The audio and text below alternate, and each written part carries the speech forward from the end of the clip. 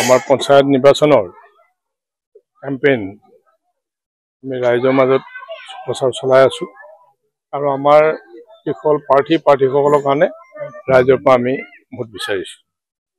আমাৰ ইয়াত যিখিনি বাগান আছে আমি বৰচিলাত আমি মিটিং কৰিলো, দেওপানীত আমি মিটিং কৰিলো, এতিয়া আমি হালবটিঙত আছো, আমুৰি বাগিচা আছে আৰু বৰমামত আছে।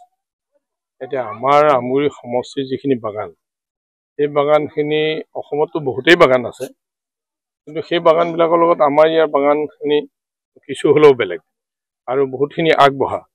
তো এতিয়া ইয়াত বহুত কাম বাকী আছে, এইটো নহয় যে কাম নথকা নহয়। ড্ৰেইনবিলাক এতিয়াও ঠিক ঠাক কৰিবলৈ আছে, লাইনৰ ৰাস্তাবোৰ অলপ ঠিক কৰিবলগীয়া আছে, কিন্তু ইয়াত লাইট, পানী আৰু মেইন যিবোৰ পথ, এই পথবিলাকৰ নিৰ্মাণ কাম হৈ আছে। অংগনবাদী ঘৰবিলাকৰ কামো হৈছে, স্কুল বিল্ডিংবিলাক হৈছে, মডেল স্কুলবিলাক হৈছে। এইবিলাক আমি এডুকেশ্যন ছেক্টৰটো আকৌ হস্পিটেল বনোৱা হৈছে ইয়াত। এতিয়া সেইকাৰণে আমাৰ এই বাগিচাবিলাকক আমি ভালকৈ যাতে চব সুবিধা পায়, সেইটো সুবিধা পোৱাৰ কাৰণে আমি যত্ন কৰি আছোঁ। আৰু ভাৰতবৰ্ষৰ প্ৰধানমন্ত্ৰী নৰেন্দ্ৰ মোদী ডাঙৰীয়াই সবকা সাথ সবকা বিকাশ, এতিয়া বাগিচাৰ মানুহো বিকাশ হ'ব লাগিব, বিকাশ নোহোৱাকৈ থাকিব নোৱাৰিব। এতিয়া আমাৰ অসমৰ মাননীয় মুখ্যমন্ত্ৰী ডক্টৰ হিমন্ত বিশ্ব শৰ্মা ডাঙৰীয়াই আমাৰ বিভিন্ন উন্নয়নমূলক কামবিলাক লৈ আছে, আৰু বাগিচা অঞ্চলৰ উন্নয়ন হোৱাটো ৰাজ্য চৰকাৰেও মানে বহুত বিচাৰিছে।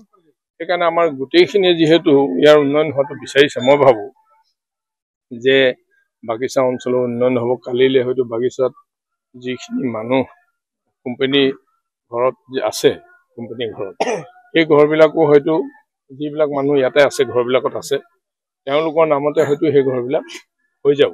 তেনেকুৱা এটা কথাও চৰকাৰে মানে চিন্তা চৰ্চা কৰি আছে, যাতে এই ঘৰবিলাকত তেওঁলোকে আজি কত পুৰুষ আছে, কেতনা পিঢ়ি মানে চলে গেল, সব হিয়াই আহে মানে 200-300 সাল হয়ে গেছে আৰু সব হিয়াই আহে। তো এই ঘৰটা মানে ওদের নামেই হয়ে যাতে লাগে। গভর্নমেন্ট এটা भी একটা মানে চিন্তা চর্চা করে আছে, তো হয়ে যেতে পারে। আর যদি হয়ে যাব তবে घर के माटी के जो प्रॉब्लम माने बागान के मानुष सबके आहे, ये प्रॉब्लम तब सॉल्व हो जाता है।